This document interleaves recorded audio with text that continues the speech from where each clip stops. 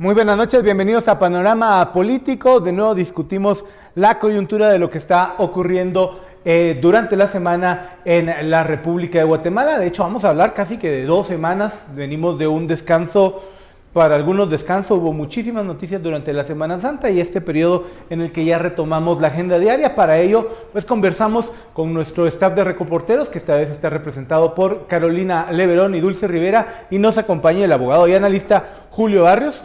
Bienvenido, Julio Barrios Prado. Bienvenidos. A ver, hay muchas cosas que hablar. Quisiera arrancar con el tema de las cosas judiciales que están ocurriendo. Cumplimos 2 años del caso La Línea. Julio tendrá ahí muchas cosas que contarnos.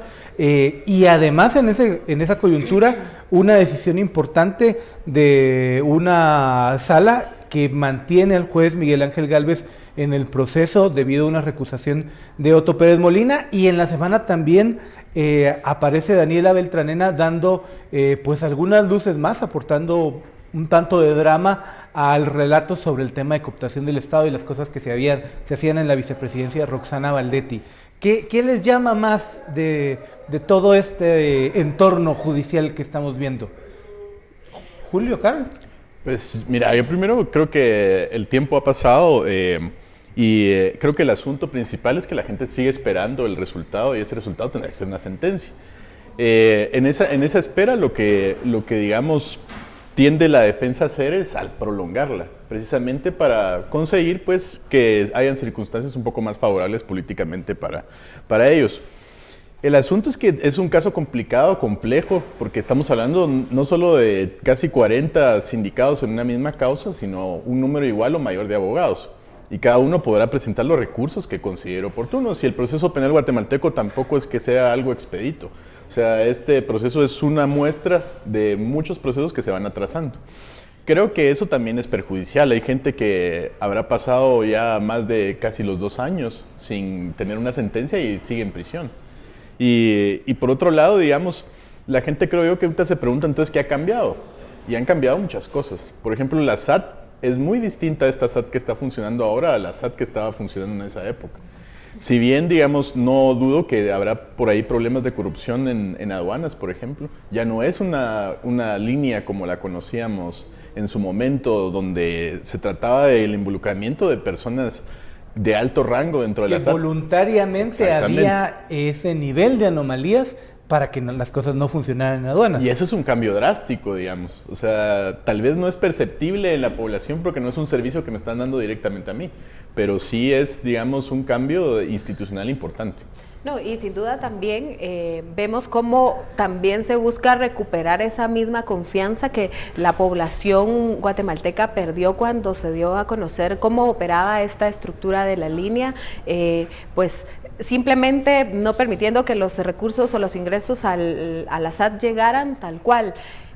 Se ha buscado, y creo que las autoridades lo han hecho muy bien, devolverle esa confianza a la población. Sin embargo, aún hace falta. Yo creo que en la parte judicial, como ya lo decía Julio, sí ha habido ese intento por atrasar, por prolongar estos procesos que al mismo tiempo han ido acompañados con campañas de desprestigio en contra del trabajo del Ministerio Público, en contra de la CICIG, que finalmente ellos mismos lo han señalado, son de parte de esas estructuras que se niegan a desaparecer y que quieren seguir teniendo el control de los órganos judiciales para tener sentencias favorables. Eso es lo más lamentable que, digámoslo así, se ha dado en este proceso de la línea donde no han habido sentencias prontas. Yo siento que sí están mal utilizando un poco todo el sistema de justicia, si bien se les permite presentar amparos, creo que ya es una manera muy maliciosa porque 2 años los procesos siguen estancados. Y es que prácticamente, como lo decía Julio, solo buscan ganar un poco de tiempo.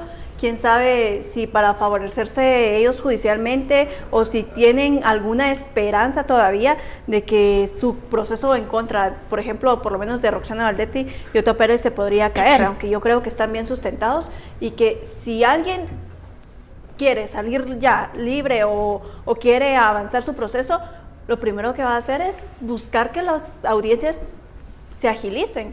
Por ejemplo, o sea, si yo estoy en algún caso, yo lo primero que quisiera es que ya se resuelva eso. hice o no hice algo, yo quisiera que eso se resolviera rápido y no pasar tantos años en prisión. Aunque claro que son diferentes las condiciones en las prisiones en donde ellos se encuentran que se encontraría un guatemalteco común. Pero creo que este caso de la línea y todos los casos que involucran al gobierno del Partido Patriota podrían estar varios años ahí en audiencias, en amparos, en recusaciones y demás, y va a dar una percepción hacia los guatemaltecos que no hay una justicia, por lo menos en estos casos. Yo lo que creo es que, y esto no es una reflexión mía, pero me parece muy curiosa, la hacía Philip Chicola en Sin Filtro en estos días, era que Otto Pérez ya resolvió que va a pasar el resto de su vida en estos procesos judiciales. Si se le condena, van a ser por lo menos 10 años, él tiene 66, saldría a los 76 si tiene suerte. Roxana Valdetti más o menos anda por esa misma edad, aunque no se le note tanto, y además tiene un reclamo de los Estados Unidos para viajar, así que ellos pueden jugar a retrasar lo que quieran, y entonces vamos a seguir, más bien mi duda es, ¿vamos a seguir los guatemaltecos esperando tanto tiempo? ¿Va a haber tanta tolerancia? Y esto no es un tema necesariamente judicial, pero sí de carácter político. ¿Va a tener la población tanta espera, tanta paciencia de que se cumplan los procesos, los tiempos judiciales? Yo creo que la gente perdió la paciencia hace rato. El problema es qué hacer, ¿verdad? Porque se protestó contra las mismas cortes para que fueran ágiles, para que fueran más transparentes, pero esa protesta habrá sido, digamos, un indicador para los mismos jueces de un patrón de comportamiento que se ha mantenido hasta ahora, mandando a la gente a la cárcel y tal, pero nunca apresurando los procesos. O sea, dando medidas que, digamos, calmaran a esa población que estaba pidiendo una transformación del sistema de justicia, pero no medidas que solucionen el problema que están pasando.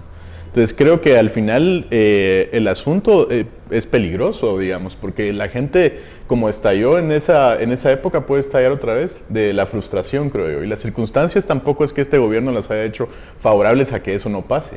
O sea, la gente salió a votar en ese mismo periodo de tiempo en el que estaba pasando toda la agitación por el caso de la línea, con la esperanza de que hubiera un cambio, y ese cambio no es perceptible tampoco. Y que además se ha dado en medio de estas fricciones de la discusión de la reforma al sistema judicial, en donde hay grupos por un lado y grupos por otro que se oponen a que finalmente se dé una discusión y pronta aprobación de las reformas que sean las convenientes para cambiar estos malos o estos vicios dentro del sistema de justicia. Ese tema ha polarizado totalmente también y que ya vimos la que situación. En el Congreso la cosa no camina.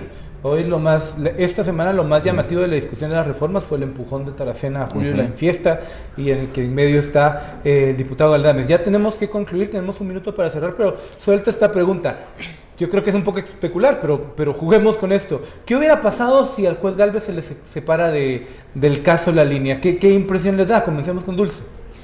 Pues dependiendo quién lo hubiera tomado, creo que también se le podía dar el beneficio de la duda, pero veríamos cómo las estructuras estarían ganando entonces al sistema de justicia y hubiesen derrotado de alguna manera todo este proceso que se ha llevado.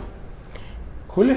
Yo creo que, habiendo litigado en los otros juzgados de mayor riesgo, confío en los otros 3 jueces de esas judicaturas, pero creo que el mensaje no sería precisamente positivo. El juez Gálvez no ha tenido, y como la misma Corte lo ha dicho, un motivo para ser recusado. Y el asunto es que también su forma de ser ha conectado muchísimo con la población y creen en él como una persona transparente. Entonces creo que sería también un ataque en contra de la propia imagen de la Corte, alguien que se ha ganado la confianza de la gente en los procesos, pues que se le quite por un capricho de alguien que considera que no puede ser un buen juez para juzgar. Sin duda un mensaje negativo, digámoslo así, como ya lo mencionaban, pero creo que también los otros jueces podrían tener esa capacidad para continuar llevando a cabo este caso. Sí, muy probablemente, no sé si hubieran quemado la Corte Suprema de Justicia, pero sí hubiera llamado muchísimo la atención. ¿Qué opina usted? Acompáñenos en la conversación en nuestras redes sociales. Seguimos con Panorama Político después de este corte comercial.